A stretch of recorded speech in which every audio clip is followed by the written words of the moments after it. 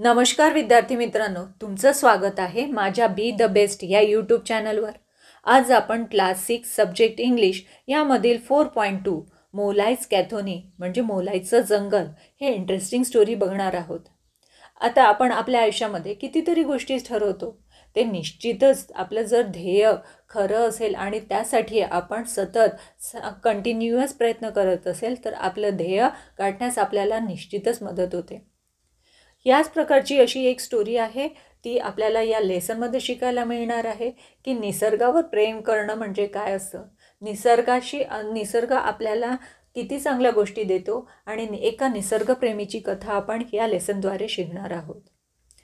आता आपण लेसनवर जाण्याआधी मी तुम्हाला 3 क्वेश्चन विचारणार आहे, त्यांचे आन्सर्स मला कमेंटमध्ये जरूर कळवा।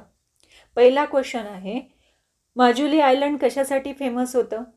देन मौली यांनी सर्वप्रथम कोणकोणत्या 2 प्रकारचे सॅपलिंग्स त्या आयलँडवर माजुली आयलँडवर लावले होते?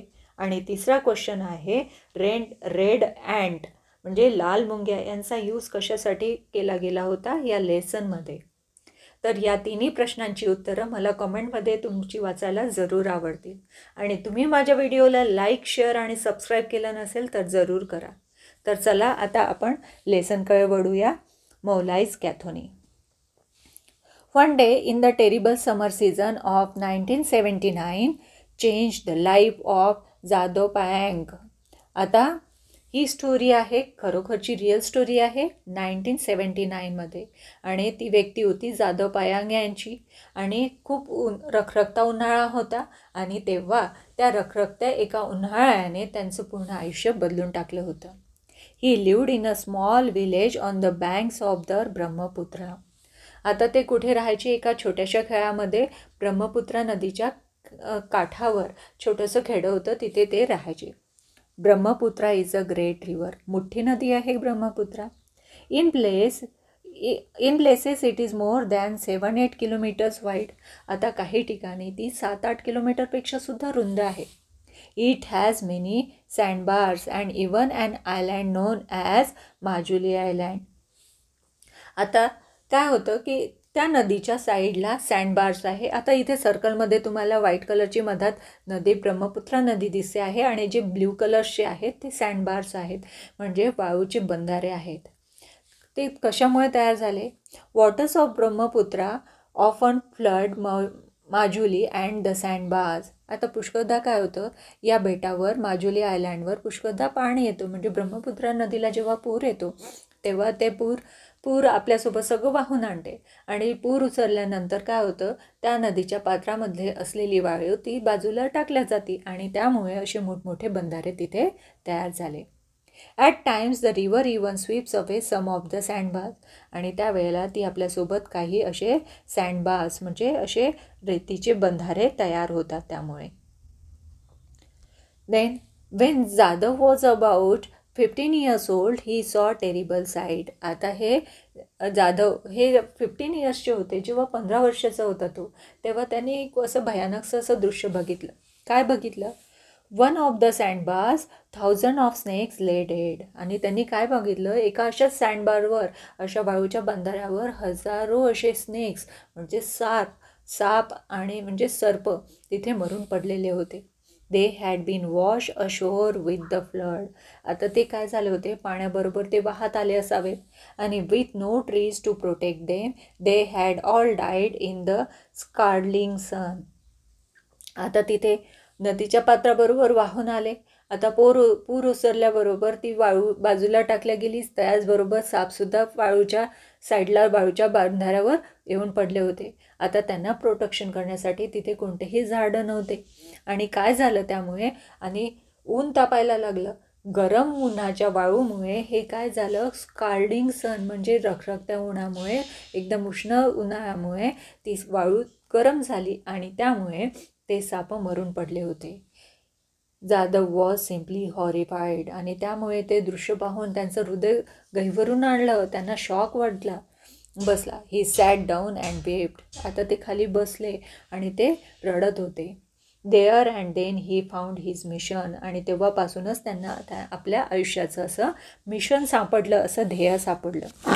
To turn the sandy barren land toiled on the dry barren area and transferred it into the forest. आता त्यांना कोणतं ध्येय मिळालं की या बॅरन लँडला त्यांनी ग्रीन एरियामध्ये करण्याचं ठरवलं. त्यांनी विचार केला की हे रखरखती ऊन आहे, रखरखते वाळवंट आहे, या रखरखत्या वाळवंटाला आपण ग्रीनी एरियामध्ये ट्रान्सफर करायचं, टर्न करायचं, हे त्यांनी त्यांचं गोल ठरवलं.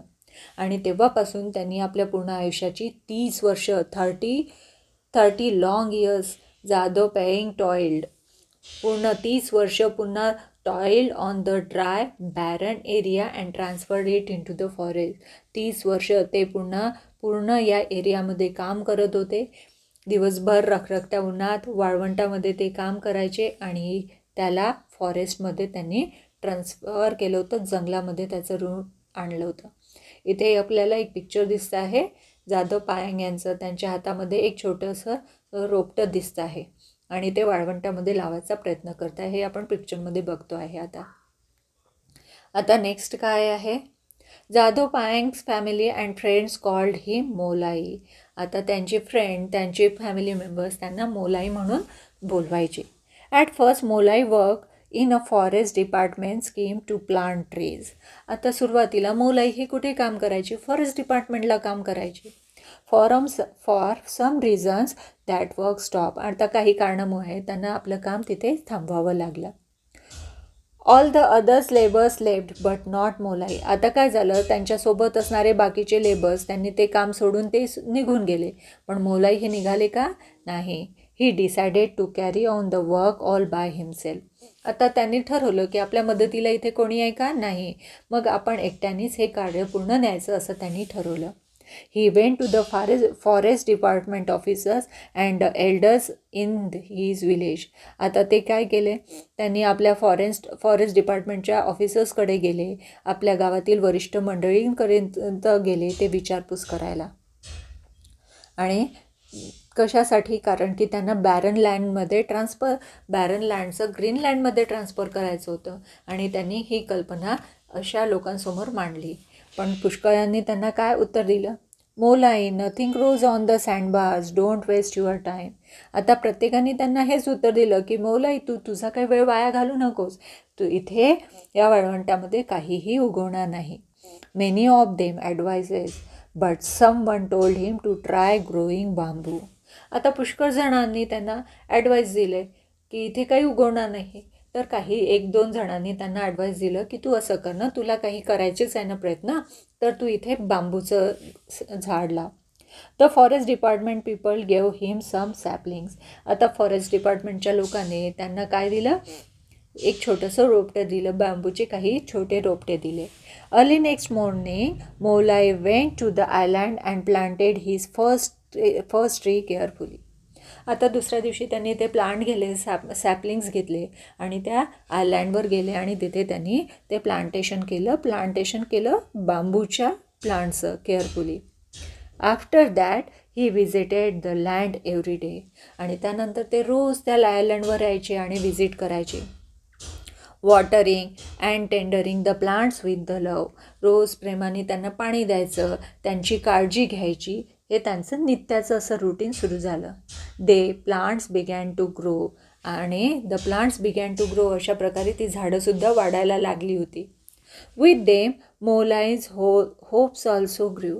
आता जशी झाडं वाढायला लागली, आता त्यांची आशासुद्धा वाढायला लागली, त्यांची मनातील आकांक्षा, त्यांनी त्या गोष्टीसाठी जी मेहनत घेतली होती त्यांना असं वाटायला लागलं नाही आता इथे काहीतरी होऊ शकतो, म्हणून त्यांच्या होपसुद्धा वाढायला लागल्या होत्या. He began to look for more saplings and other types of trees. आता त्यांनी अशाच प्रकारच्या वेगवेगळ्या प्रकारचे, आता आणखीन कोणत्या प्रकारचं इथे प्लांट वाढू शकते का, यांच्या ते शोधात होते.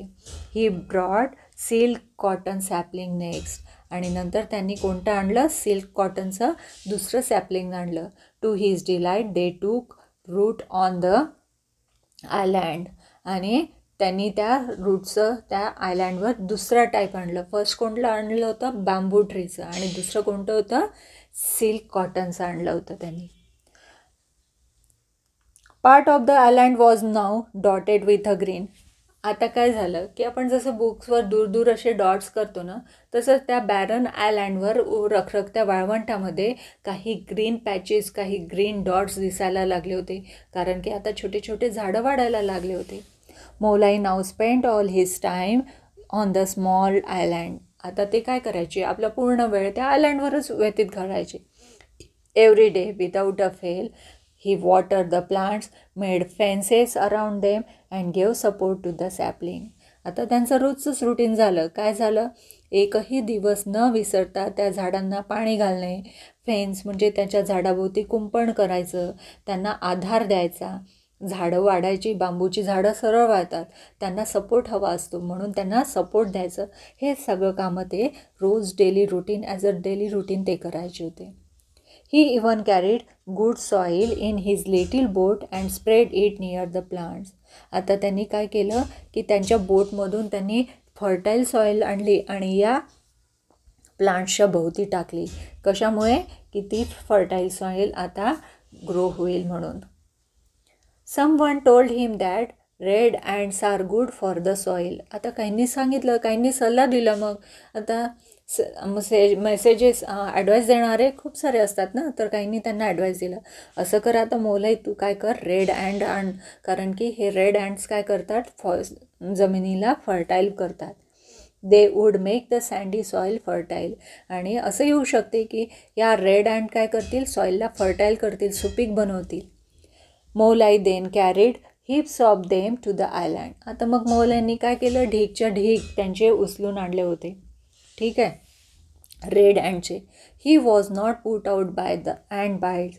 मग आता जेव्हा आणलं, आता ते रेड ॲन्टच आहे, लाल मुंग्या, त्या चावल्याशिवाय राहतील का, नाही. पण त्यांनी या गोष्टीचाही विचार केला नाही की या मुंग्या आपल्याला चावतायत, यामुळे आपल्याला त्रास होतो आहे, या गोष्टीचा त्यांनी कधी विचार केलेला का, नाही.